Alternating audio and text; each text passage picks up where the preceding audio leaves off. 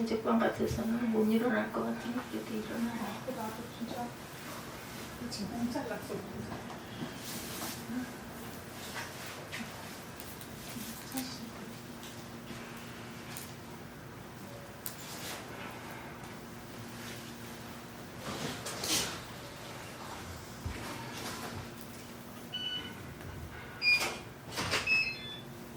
할렐루야 샬롬 하고 인사합니다. 할렐루야 샬롬 샬롬 샬롬 샬롬 샬롬. 하나님 사랑합니다. 여러분 주 안에서 사랑합니다. 열왕기상 17장 10절에서 17절에서 24절 예, 살아난지라 이런 말씀으로 함께 은혜를 나눕니다. 17절 보죠. 이 일 후에 이렇게 나오죠. 그 집 주인 되는 여인의 아들이 병들어 증세가 심히 위중하다가 숨이 끊어진지라. 여인이 엘리야에게 이르되 하나님의 사람이여 당신이 나와 더불어 무슨 상관이 있기로 내 죄를 생각나게 하고 내 아들을 죽게 하려고 내게 오셨나이까. 엘리야가 그에게 그의 아들을 달라 하여 그를 그 여인의 품에서 받아 안고 자기가 거처하는 다락에 올라가 자기 침상에 누이고 야훼께 부르짖어 이르되 내 하나님 야훼여 주께서 또 내가 우고하는 집 과부에게 재앙을 내리사 그 아들이 죽게 하셨나이까 하고 그의 아이 위에 몸을 세 번 펴 엎드리고 야훼께 부르짖어 이르되 내 하나님 야훼여 원하건대 이 아이의 혼으로 그의 몸에 돌아오게 하옵소서 하니 야훼께서 엘리야의 소리를 들으시고 그 아이의 혼이 몸으로 돌아오고 살아난지라. 엘리야가 그 아이를 안고 다락에서 방으로 내려가 그의 어머니에게 주며 이르되 보라 내 아들이 살아났느니라. 여인이 엘리야에게 이르되 내가 이제야 당신은 하나님의 사람이시오 당신의 입에 있는 야훼 말씀이 진실한 줄 아노라 하니라.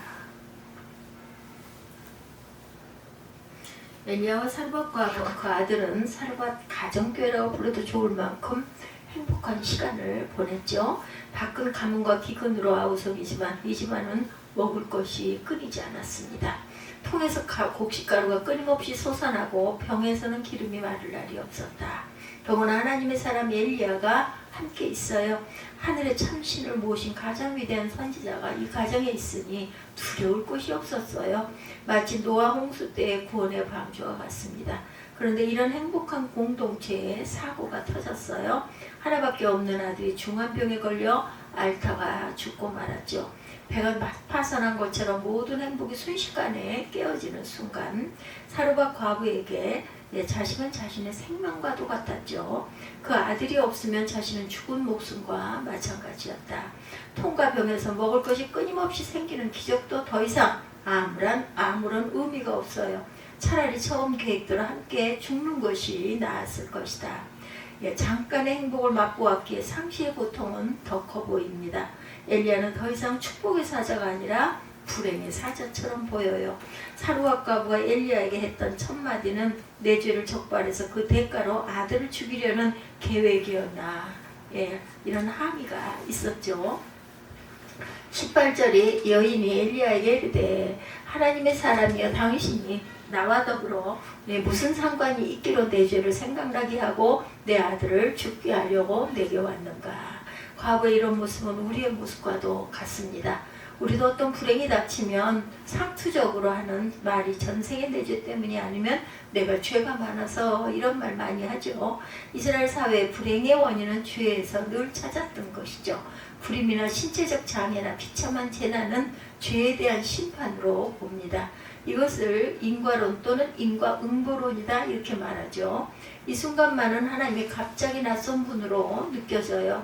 나와는 상관없는 냉혹한 심판자처럼 보입니다. 실제 하나님의 모습이 그랬죠. 노아 홍수를 통해서 생명들을 가차없이 쓸어가실 때 소돔과 고모라는 유황불로 심판하실 때 그 냉정함에 우리는 몸서리를 칩니다.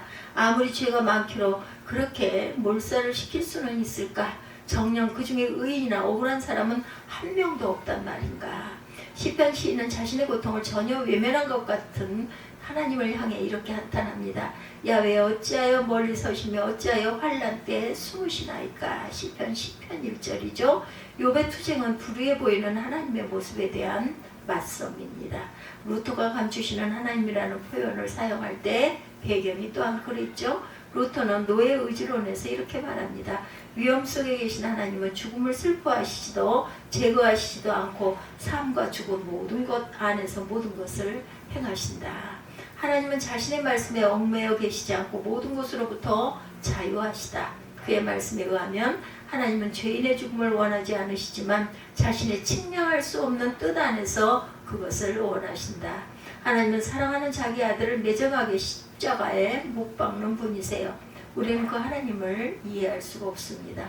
원망한 사르밧과 아브만 있었던 것이 아니라 엘리야도 있었죠. 20절에 야훼께서 부르지 않았는데 하나님 야훼여 주께서 또 내가 우고하는 즉 과부에게 재앙을 내리사 그 아들이 죽게 하셨나이까 이렇게 원망합니다.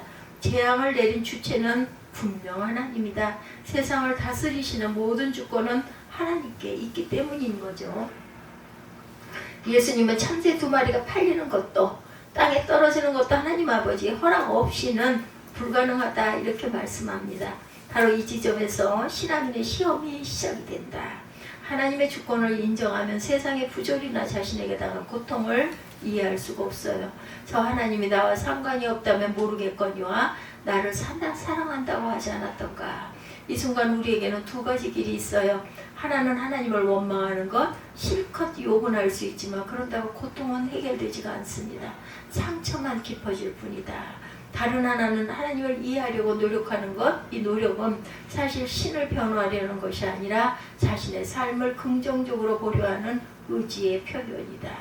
하나님을 이해하는 것은 실은 우리 인생의 신비를 포용하는 거예요. 이것이 믿음입니다.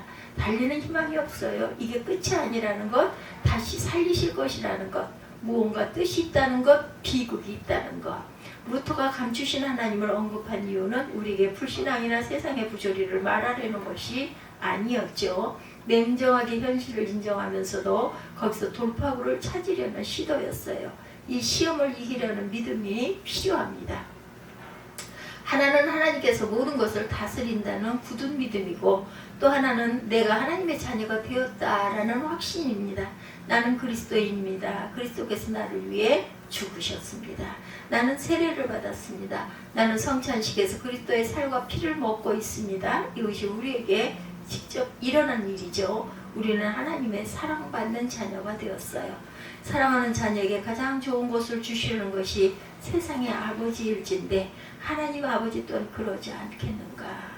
루터는 이해할 수 없는 현실에서조차 비록 하나님의 모든 인간을 지옥으로 보낼지라도 하나님은 선하심을 믿어야 한다라고 말합니다. 이 믿음으로 현재의 상황을 인내하고 돌파해야겠다. 삶의 모순은 하나님 아버지를 언급하기 전에 우리가 수용할 수가 없어요. 달리는 우리가 믿는 아버지는 2가지의 모습을 하고 있는데 하나는 엄격한 세상의 판사, 냉정한 판결을 내리는 분이시고 다른 한 모습은 자애로운 아버지이시죠. 우리를 한없이 사랑하시는 아버지, 이 아버지의 모습을 통해서 그리스도를 통해서 우리는 확인했습니다. 십자가에서 자기 목숨을 내어 놓기까지 사랑하는 모습을 보여주시죠. 우리는 이 자애로운 아버지의 손을 잡습니다. 그래야 문제를 해결할 수가 있겠죠. 냉정한 심판자 아버지를 붙잡으면 벽처럼 답이 없어요. 야훼께 부르짖어 엘리야는 자유로운 하나님을 붙잡습니다. 하나님께 간절히 부르짖죠. 야훼께 부르짖어 이르되 내 하나님 야훼여 원하건대 이 아이가 혼으로 그의 몸에 돌아오게 하옵소서. 21절이죠. 엘리야가 각성하기 시작합니다. 그동안 엘리야는 수동적인 존재였어요. 하나님의 뜻대로 말씀대로 살았어요. 그러나 이제는 자기 목소리가 있습니다. 하나님을 원망하기도 하고 또한 자기 소원을 아뢰기도 하죠. 보통 순종을 강조하는 신앙은 말없는 순종을 미덕처럼 여겼는데 성서에 등장하는 인물들은 그렇게 고분고분한 사람들만은 아니었다. 자신의 생각을, 의지를 가지고 있고 목소리도 또한 뚜렷하죠. 아담도 아브라함도 야곱도 모세도 모든 선지자들도 베드로도 바울도 돌아온 탕자도 자기 목소리가 뚜렷했습니다. 하나님은 아들을 설득하느라 애를 써요. 이것이 성장인 거죠. 하나님은 성숙한 자녀를 원하지 어린아이 같은 자를 결코 원하시지는 않는다. 주님은 우리가 로봇처럼 순종하기를 또한 원치 않으십니다. 강제적 순종이 아니라 자발적 순종을 원하시죠. 무조건적인 순종이 가능할까? 그렇지가 않다. 언젠가는 터지게 되어 있어요. 탕자의 형이 그렇습니다. 그런 속에 있던 불만을 꾹꾹 누르고 아버지와 함께 했을 뿐이에요. 결국 터지고 말죠. 인간에게는 그런 과정이 필요합니다. 그래야 아버지를 진실로 이해할 수가 있다.